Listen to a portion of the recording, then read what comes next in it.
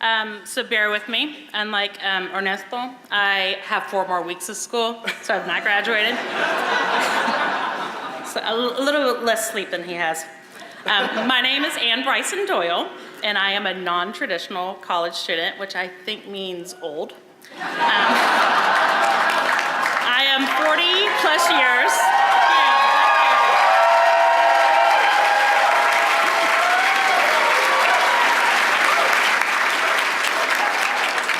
I am 40 plus years old, and I am the mother of 8 children. 8.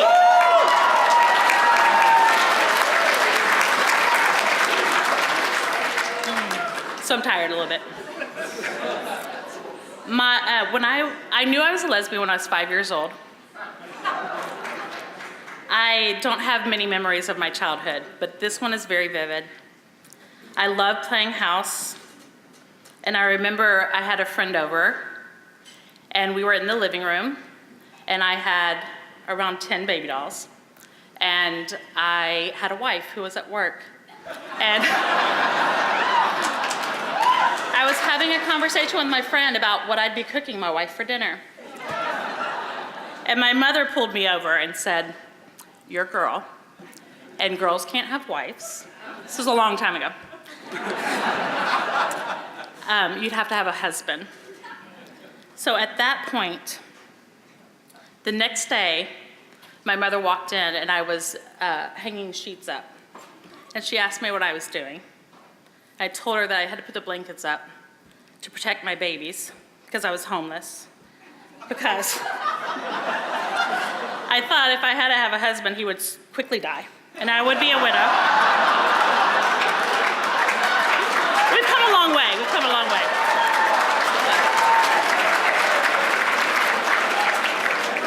I do think my mother regretted ever saying that to me.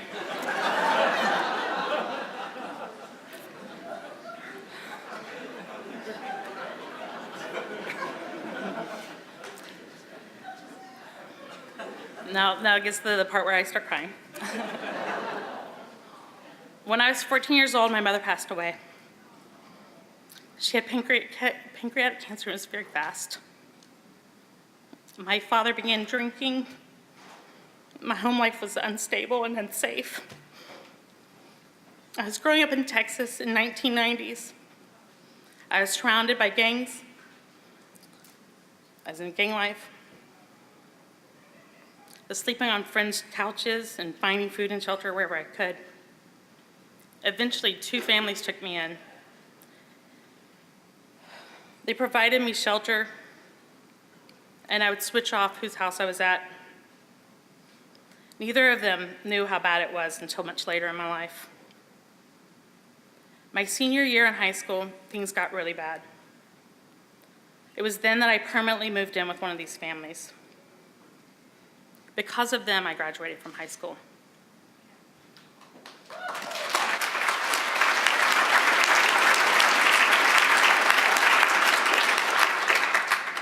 The day of my high school graduation, my father showed up. At that point, he was living in Mississippi. He told the family I was living with and myself that if I would go back with him to Mississippi, he would pay for my college.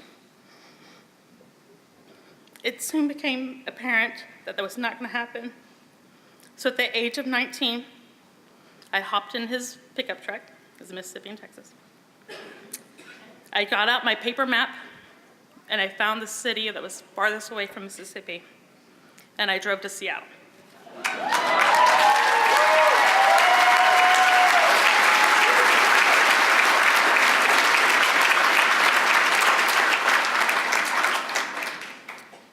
Within the next year, I was living in Seattle with a woman who would become my wife. I started going to the junior college. Education was very important to me. I slowly paid class by class. In the meantime, she applied for grad school. She got into the University of Washington. After her graduation, we were ready to start building a family. Given my background, fostering and adopting if needed, children from the foster care system was the only way I wanted to build a family.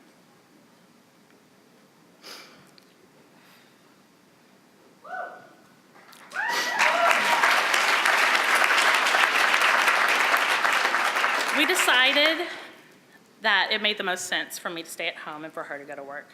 Our family grew and grew. After 15 years of being together, that relationship quickly, abruptly ended. And I was left with only high school education and a very large family to support. I knew with that many children that there was no way I could financially do it without a college degree. I started back at the Seattle Central, but I knew that if I was going to, but I knew that if I was going to get a four-year degree that I'd have to go to UW.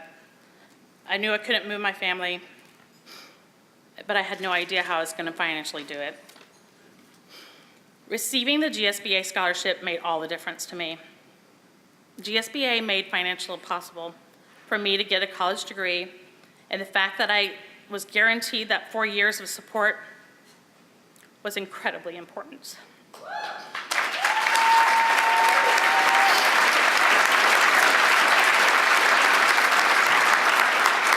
It was that guarantee that allowed me to concentrate on my schoolwork. I didn't have to worry about the next day. I didn't have to worry about coats and things that pop up, like having to go to the mechanic. The way that GSBA supported its scholars is so much more than just handing out a check. GSBA programs provide us with much of what many of us are lacking. You step in to be my family.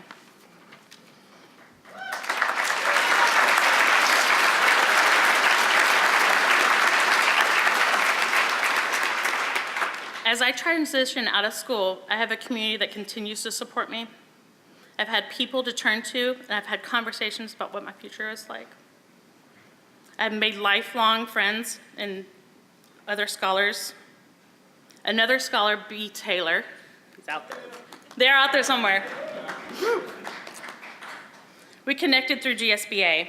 The two of us reestablished the Printmaking Association at the University of Washington. It is the only registered student organization at the UW for the arts.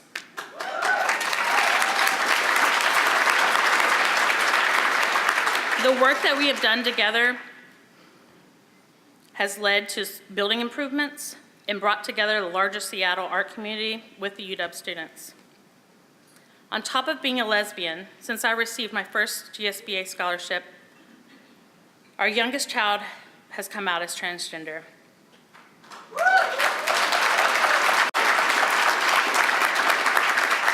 Through GSBA, I've found people who have helped me navigate raising this child. This organization has blessed me with people who have stepped up and mentored my son, and me as a mom.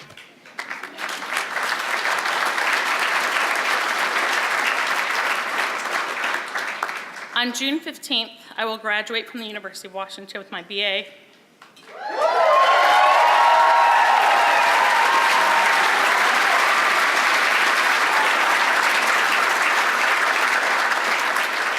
I'm an interdisciplinary visual art major. I will graduate with honors. And my 8 children and my new wife will be there to cheer me on.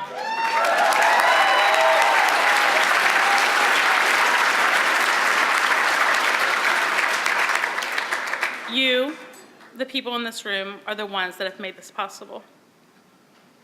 So at this point in the night, I want to thank you for stepping in as my parents.